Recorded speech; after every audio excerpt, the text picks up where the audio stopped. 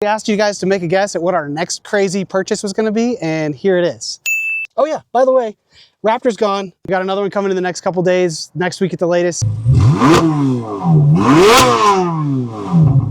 We are doing one more major performance modification to this car.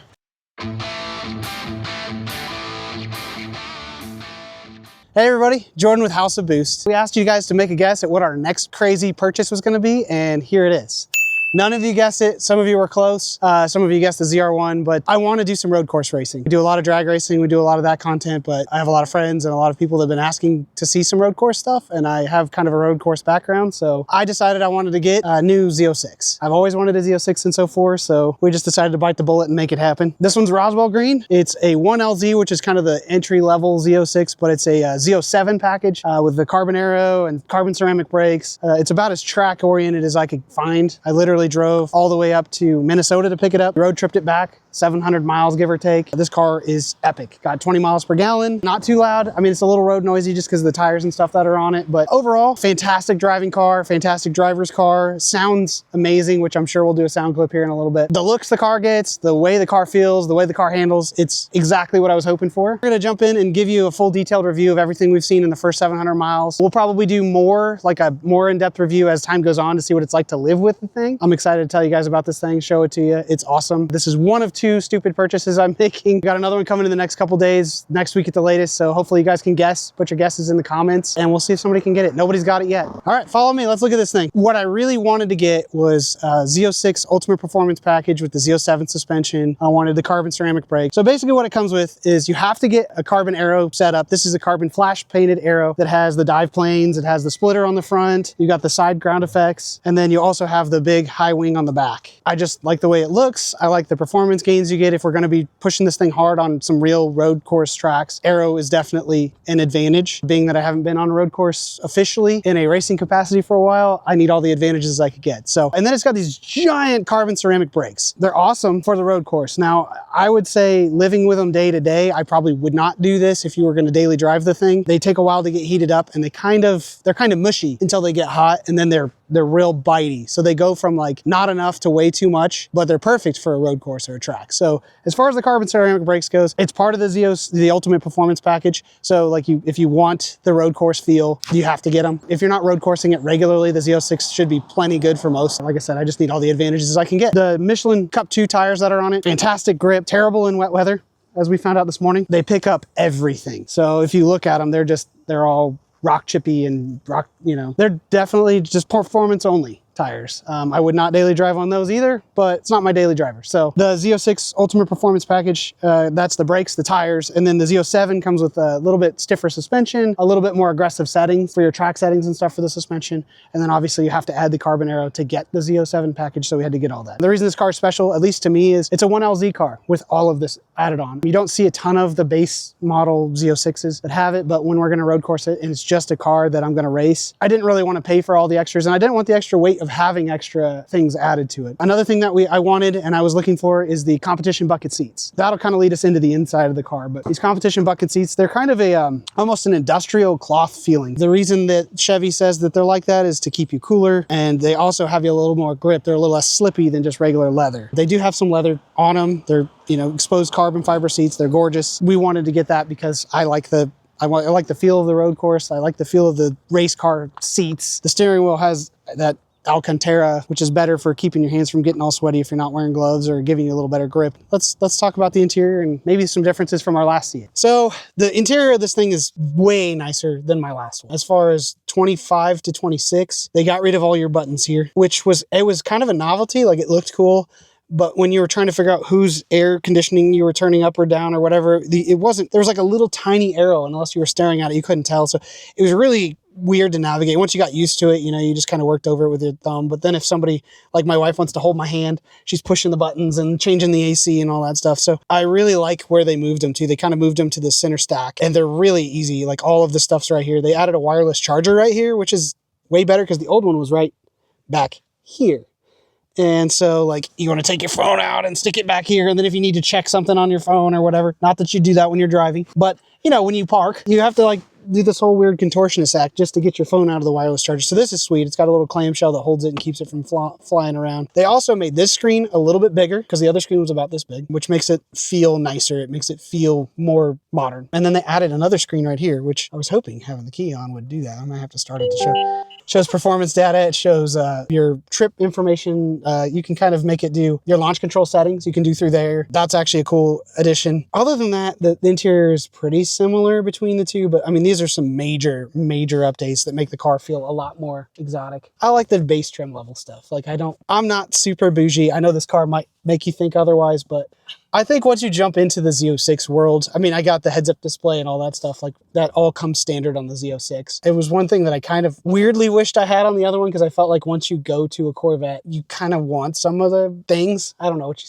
But yeah, I've wanted a Corvette since probably the early 2000s when they came back out with the Z06. And I wanted a Z06 and I just never been able to pull the trigger until now. So I have no regrets. The thing sounds like a supercar. It drives like a supercar. A lot of you have already asked me, what am I doing to this car? Well, the first thing I'm doing is I'm taking it to Wrap Effects. I'm having them PPF the whole car. They do a fantastic job. No one will even know it's ever been done, except for me, and I can drive it and not stress about it. When I'm on the road course, I don't worry about rock chips and things like that. So that's the first thing. The other thing is I'm thinking I'm going to do a glass roof. I just want the feel of having like the open cockpit even when it's cold. And, you know, I've always wanted to do that too. I know I've always wanted to do a lot of things, but I've had 3 Corvettes now. All 3 I've said I was going to do this, and I think I'm finally just going to pull the trigger and put the glass roof on it because I don't know, it makes it feel more spacious inside because it does feel a little on the tight side, especially going from the Raptor to this. Oh yeah, by the way, Raptor's gone. Raptor was a fantastic truck. I don't want to, I have 0 bad reviews about the Raptor. I loved it. It was the most likely candidate for me to get rid of to get something that's this expensive because it was the highest ticket item that I own. The Raptor,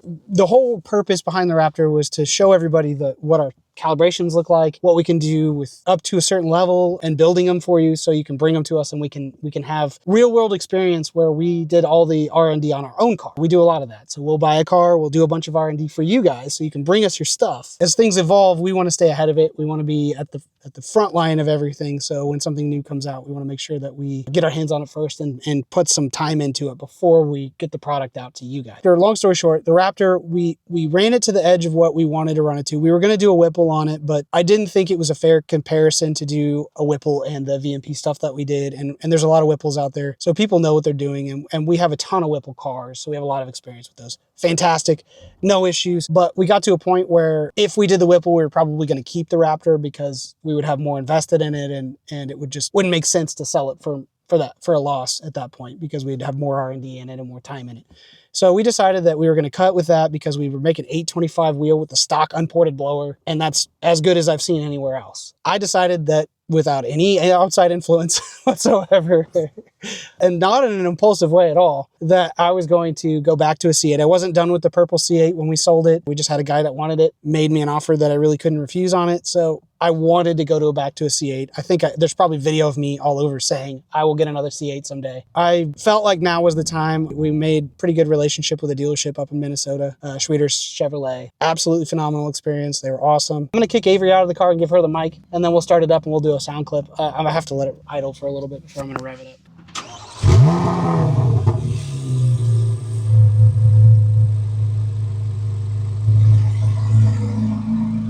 That is so exotic sounding. It's the craziest sounding Corvette ever. Yeah, I love it. It doesn't even sound like a Corvette. I know. The one thing I was gonna do was exhaust, but it really doesn't need it. Like it. No, I agree. It doesn't need it. Epic.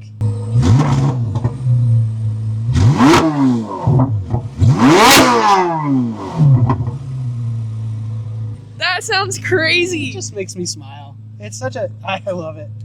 If you were hearing this come down the street or just hearing you rev it up, there's no way your first thought would be, oh, that's a Corvette. No chance. My thought goes straight to Ferrari, which 100% I would think that was a Ferrari. It sounds very Ferrari. That's probably my favorite part of the car. And when you put it in track mode and drive around, it does a lot of like aggressive downshifts and it does its only factory pop and bang tune. So it sounds very exotic and it's an experience to drive this car for sure. Okay, so what mode are you in to do a rev? I'm going back to touring. I'll do a quick rev and then I'll go to track mode because that'll be the most extreme between the two. Okay, so this is touring mode.